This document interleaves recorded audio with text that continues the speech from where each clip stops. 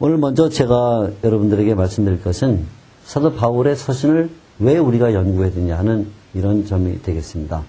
사도 바울의 서신을 연구하는 그 이유는 상당히 많겠죠. 그러나 그 가운데서 한 세 가지 정도를 제가 줄여보았습니다.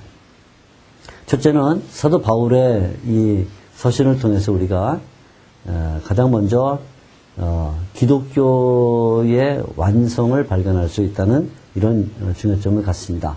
사도 바울의 서신을 연구하는 첫째 이유는 기독교의 완성이라는 이런 중요한 성격 때문이다. 이것은 우리가 반드시 기억을 해 두어야 됩니다. 예수 그리스도께서 이 땅에 오셔서 구원 사역을 이루신 후에 이제 사도들이 복음을 온 땅에 전파하게 되었는데, 그때 우리가 잘 아는 바와 같이 사도들 가운데 몇 분이 예수 그리스도로부터 배운 진리를 기록을 했습니다. 그 중에 대표적인 분들이 사도 요한이나 아니면 사도 베드로 이런 분들이 되겠죠.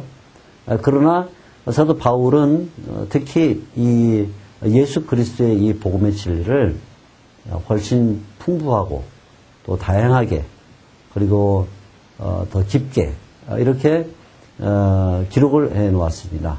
그러다 보니까 결국 예수님이 이 땅에 오셔서 전파한 그 진리가 다른 사도들과 함께 사도 바울의 손에 위에 기록된 이 서신들에 정착이 되고, 그리고 결국은 세계에 정확하게 이 복음이 전파될 수 있는 길이 열리게 되었다, 이렇게 볼 수가 있습니다. 따라서 사도 바울의 서신에서 우리는 기독교 진리의 완성을 발견하게 됩니다. 이런 것이 바로 사도 바울의 서신을 열심히 연구해야 될 하나의 중요한 이유가 되겠죠. 둘째는 사도 바울의 서신을 보게 되면 기독교 진리가 얼마나 논리적으로 전파되는지 하는 논리적 그 진리를 발견하게 됩니다.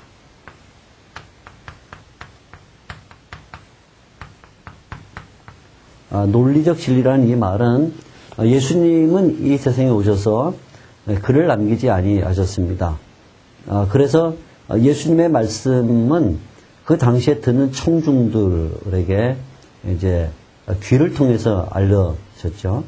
그러나 사도 바울은 글을 씀으로써 이 진리가 문서화되게 하고, 그리고는 그 문서가 보급되게 함으로써 당시에 말로만 전파되면 쉽게 사라지고, 또 그 논리가 구어체라는 것은 매우 흐트러질 수 있기 때문에 잘못 전달될 가능성이 많지만, 글로 전달하게 되면 논리적이어야 하고 문법적이어야 하고 또 그것은 정착이 되기 때문에 보급될 때에 안전합니다. 따라서 사도 바울의 서신을 통해서 우리는 기독교 진리가 얼마나 논리적으로 전파되는지를 확인할 수가 있는 이런 장점이 있다는 것입니다.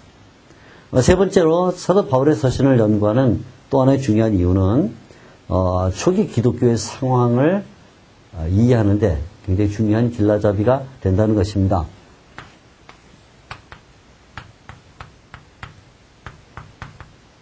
초기 기독교 상황은 사실 그렇게 단순하지 않았습니다. 우리가 언뜻 생각하면 초기 기독교는 소수의 신자들이었고 또 교회도 많지 않고 또 핍박을 받는 시대였기 때문에 매우 단조롭고 간단했을 것이다, 이렇게 생각하지만 막상 초대 기독교로 들어가 보게 되면 거기에는 상당히 많은 복잡한 문제들이 있었다는 것을 발견하게 됩니다. 사도 바울의 서신을 통해서 초기 기독교의 상황 가운데 가장 먼저 배우게 되는 것은 복음 전도의 과정과 관련이 되어 있습니다.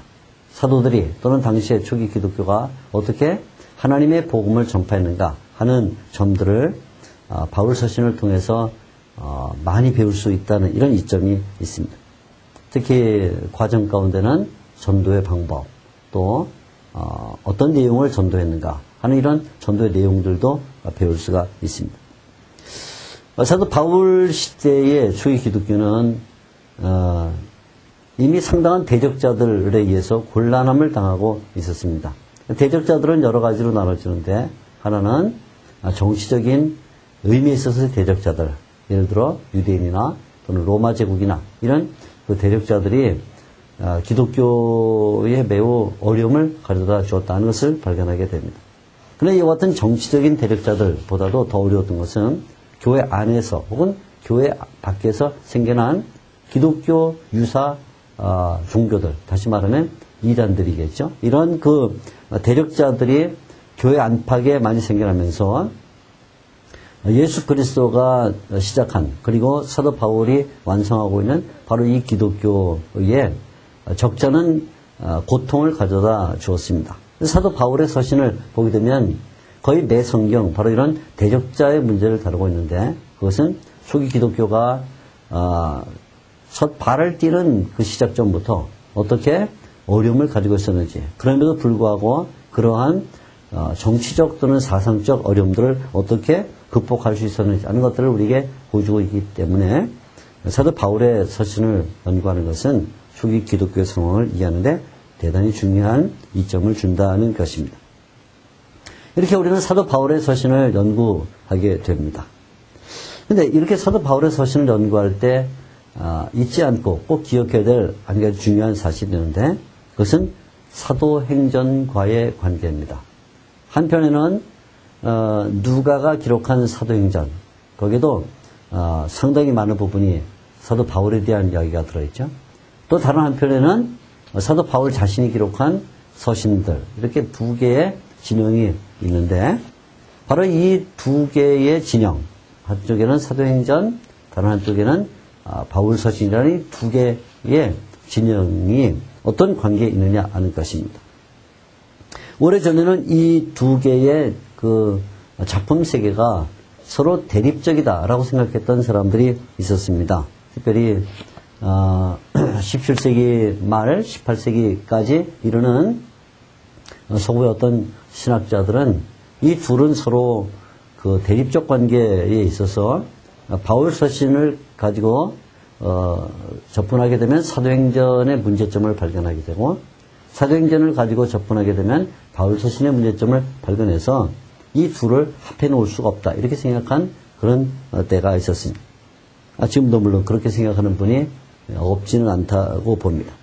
그러나 우리는 바울 서신과 사도행전이 서로 간에 보충적 관계에 있다, 이렇게 우리는 생각을 하고 있습니다. 바울 서신을 통해서는 사도 바울이 갖고 있던 행적과 그리고 사도 바울이 전하는 그 중요한 진리들을 배울 수 있고, 또 사도행전을 통해서는 사도 바울의 역사적인 면들, 그의 인품됨과 성품도 보면서, 또 그리고 가끔 진술되는 사도 바울의 진리를 볼 수 있기 때문에 반드시 우리는 바울을 연구할 때, 또는 바울 서신을 연구할 때는 바울 서신만 가지고는 안 되고, 때때로 사도행전에 기록되어 있는 바울의 행적과 또 사도 바울의 그 복음 전도를 가져다가 함께 보충적으로 사용할 때 비로소 사도 바울의 서신을 더 풍부하게 또 충분하게 이해할 수 있는 길이 열린다고 생각을 하게 됩니다. 그래서 저도 이번 강의에서 때때로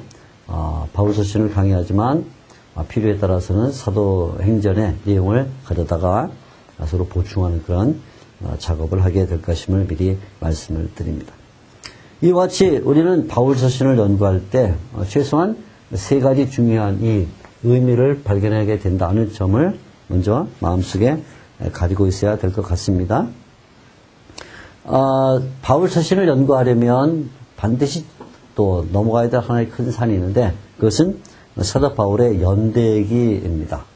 사도 바울이 스스로의 입으로 자기의 출생에 대하여 말하고 있는데, 물론 그 스스로 그 사망이 가까웠다 하는 그 시점까지는 아니지만 그 임박했다는 사실을 이제 말하는 부분도 있죠. 그래서 사도 바울이 출생해서 그 노년기까지의 내용들이 바울의 서신 가운데 이제 언뜻 언급이 되고 있는 것을 발견하게 됩니다. 그래서 이러한 사도 바울의 그 출생부터 노년기, 그 말년까지, 그리고는 그 사이에 들어있는 사도 바울의 교회 사역, 또 복음 전도, 전도 여행, 그리고 로마에 구금될 때 이런 모든 사항들을 이해하기 위해서는 먼저 그 연대기를 연구하는 것이 매우 중요합니다. 그래야 이제 이후에 예를 들어 로마서 또는